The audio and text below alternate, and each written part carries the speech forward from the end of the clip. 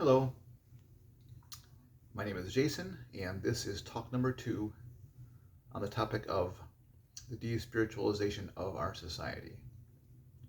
I mentioned in talk 1 that by de-spiritualization I mean the idea that we no longer acknowledge the spirit, or we downplay its importance or ignore it entirely. I define spirit as that part of us which is not physical. Consequently, it is not something that you're ever going to find through scientific inquiry, because science is our way of understanding the physical realm. It does a wonderful job of it. No one should ever take anything I'm saying as a critique of science in its inability to explain the physical world. It does very well, and it continues to do so. But if we have a spirit, it will fall outside the realm of science. And so I talked about another way of knowing called intuition. Intuition is our way of knowing something that does not involve direct scientific data. The example I used was from the U.S. Constitution that talks about self-evident truths. We hold these truths to be self-evident. Today I'm going to go into more depth about that and to give some more examples of what I consider to be intuited truths, things that people have believed for millennia, and most people I think continue to believe today, not realizing that there's really no scientific reason to believe these things. And yet we feel that they're very true. We sense that they're very true. We intuit that they are true. So I'll go back to the one I mentioned, which is human rights. Human rights don't have a very strong scientific backing because, scientifically speaking, we are just physical beings who are very similar to other physical beings with whom we share the planet. I'm sure you've heard those things before about how our DNA is only like a few percentage points different from a list of animals. So there's really no reason to treat humans that differently as some special being, and yet we do. And I would argue that the way we see humans and treat humans indicates that we don't believe humans are the top organism in a category. Okay, so for example, we'll take the category of mammal, since that is a category we belong to, and physiologically we share a lot of traits with other mammals, which incidentally is why experimentation on lab rats is useful, since lab rats also are mammals and share a lot of our traits physically. But we don't treat humans as though we were simply the highest of a particular category. We treat humans as though they were a category unto themselves, a category of one. Now, this makes sense if we have a spirit and other animals don't. Then that would make perfect sense. But if we don't, and we're just physical, then there's really no reason for us to value human life the way we do. There's no reason why it would be more difficult or more wrong to kill a human than it would be a lab rat. There'd be no reason not to perform these experiments on people. You know, I mean, if you want to get really good information on what would happen to a human if such and such happened, experiment on a human. But we would consider that to be absolutely horrific. In fact, things like that may have happened, or have happened, I guess, in history. And it's also explored a lot in science fiction, which, again, I'll get into science fiction quite a bit. Because science fiction, in a sense, does what we can't actually do.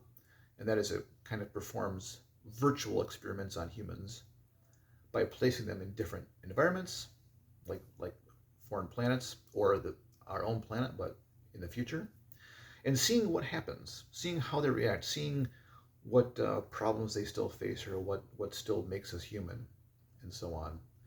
So it's kind of a very useful genre, I think. I like it a lot. And it's also, I think, the genre where science meets intuition. Okay, so that's one thing we intuit, is that human beings are different. We're not just the highest animal, or third behind dolphins and mice, again, if you like that reference. But we're in our own category. And our language even shows that, right? The word inhumane uh, shows that we believe that humans need to be treated a certain way. And the way we use natural and man-made, we don't call nests bird-made or other things bee-made or uh, beaver-made or so on. Those are all considered natural things. But when we make something, it's usually called man-made because there's such a difference to it. There's such a difference to it. We take nature and we really change it, and we do things that stand out. And everything about humans stands out, right? We have collective knowledge, not just collective of in our group, but collective, like cumulative throughout ages. We pass on knowledge. We have religion and worship and art and so many things that we just don't see in animals. And some people make a big deal about the smallest thing an animal does to try to pretend that, oh, look at animals can do that too. But we all know that the gap is so enormous between human activity and animal activity. The gap is just so big that we don't see ourselves as a top animal. We see ourselves in a category of one. So that's something we intuit. And as a result of that, we have this idea of human rights, that you can't do to humans what you can do to other animals. You have to treat humans differently than other animals. You just have to. And there's really no reason, like I said, without a spirit, there's really no reason to think that. We're just physical beings, same as all the other ones, carbon-based, breathing oxygen, giving birth to live young, feeding them with our mammary glands. We're very similar to a lot of mammals in a lot of ways, which is why experimenting on them can help humans, because there's so much physiological similarities. And yet, despite the great similarity physiologically, I'm sure we've all read something about there only being a few percentage points difference between our DNA and the DNA of several other animals. Despite that small physiological difference, there's a huge overall difference. So what accounts for that? Well, if we had a spirit, that would certainly account for it to some degree. So the idea that that humans are very different from animals and stand out in many ways, not just excelling in the same way animals do, but better, like faster or higher or taller or stronger or smarter, but different. Another thing that we intuit is free will. We intuit this idea that we choose things freely. And this opens up so many possibilities. It opens up the idea that morality is real, that there's such a thing as good and evil, right and wrong, and that we are free to make choices. No one is predetermined to act a certain way. We can act freely.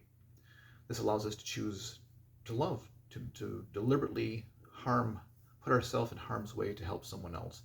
This allows us to have judgments, the idea of justice and judgments, the idea that this was wrong. The person has to pay for that because they did something wrong. But without free will, there's really not a right and wrong. There's just you do what you do.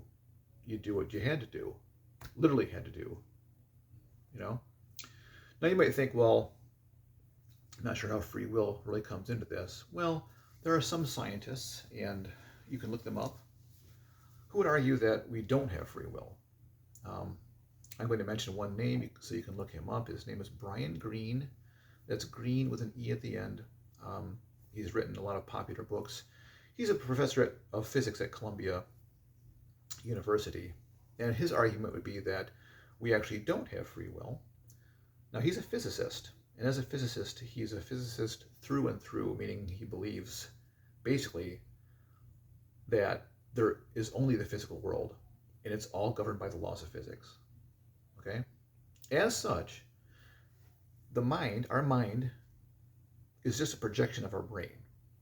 The brain and mind, the mind is completely of the brain. There's nothing else involved with the mind. It's just the brain, basically. It's maybe it's a part of the brain that you couldn't cut, but if you cut the brain, it'll affect the mind because in a sense it's a projection. In other words, all the things that you can't observe directly, like feelings and thoughts, come from something you can observe directly, a brain. And your brain is composed of physical components and electrical charges and chemicals and neurons and all this kind of stuff in every single particle of your brain, no matter how small, at every cellular level and below that even, are governed by the laws of physics. So, when you have a certain thought, that is because your brain behaved in a certain way, and your brain behaved that way because it had to behave that way, because everything in your brain was obeying the laws of physics. Okay? So you can kind of get the idea, like, well, what if I decide not to do something? Well, that thought, the thought to change your mind, came from where? It came from your brain. How did that happen?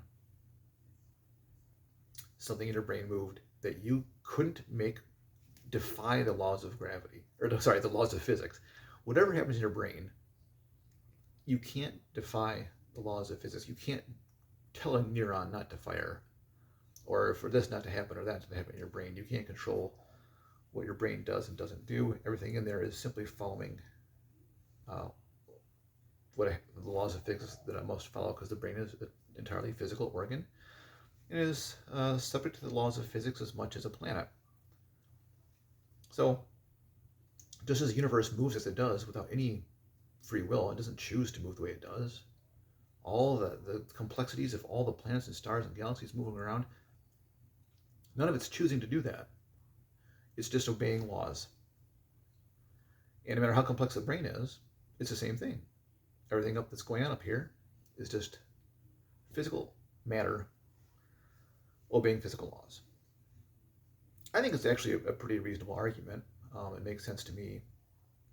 But of course, if we introduced the idea of a spirit, a non-physical entity that somehow, mysteriously of course, because we can't observe what a spirit would be able to do, is part of the mind. The mind is not just something based on the purely physical brain, but there's also a connection to a non-physical entity, a spirit. Now, a spirit, of course, not being physical, would not be subjected to the laws of physics.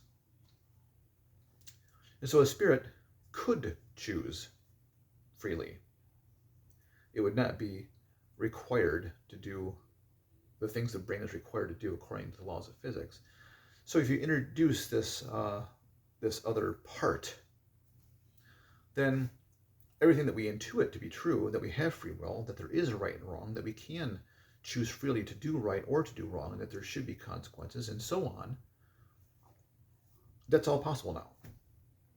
It all becomes possible if there's a part of us that is not just determined by our physical beings being controlled by the laws of physics. There's a part of us that has a control that is outside the laws of physics, our spirit. So there's another good example of some things that we intuit to be true: free will, the ability to love, the ability to choose good and evil, so that those are actual things. That I think you can make a good case that that's not possible if we're purely physical beings. Okay, so there's a couple more examples of things that we intuit.